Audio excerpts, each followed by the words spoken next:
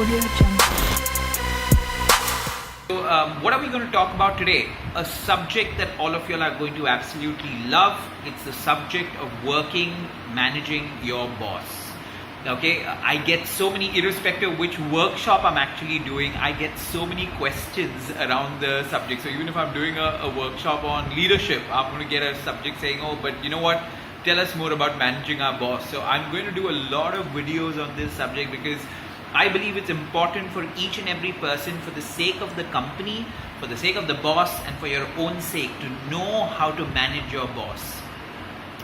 A lot of us keep waiting for our bosses to become great leaders without ever wanting to take the effort to become great subordinates ourselves. I think that's where the problem lies to start with. We're constantly waiting for them to do something spectacular, and the minute you start thinking, listen, I don't care whether my boss is a great boss or not, I am going to work at becoming the best subordinate he could ever have. If that's the approach that you have, that's the starting point of dealing well with your boss. Taking 100% responsibility yourself and not really blaming your boss for anything.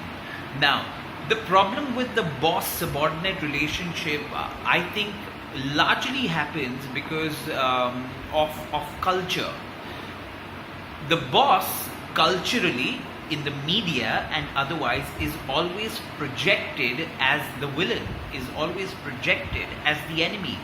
And because of that, most of us, even when we get into the job scene, start believing that this particular person is going to be my enemy, and we start behaving with that person like that. So if you're going to start your relationship with a negative belief about something, of course things are not going to go as well as they're supposed to. So this is the first problem, the cultural, the media part of showing the boss as a villain all the time.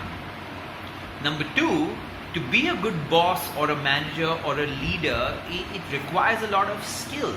And sure, there aren't too many bosses and leaders around because it takes a whole lot of skill to become a good boss or a leader, and a lot of people aren't willing to take that particular effort, although it's one of the most important skills that are required by a person. However, what do you need to do? To start with, stop waiting for your boss to become great. You work on becoming a great subordinate. That's the starting point of this thing. I will use this blog to share a lot more details on this subject. Hopefully this blog gets a lot of views. Yeah, keep sharing this with people. I'm sure your friends, your family would be grateful to get a lot of input on this, because irrespective of who you are, even if you're the CEO of a company, you have a boss in the form of a chairman, right, or the board of directors. So everybody has a boss. We need to learn how to deal with the boss better. Thank you very much, blog. Tell me what you thought. Ask me whatever questions you have, irrespective of which platform you're watching this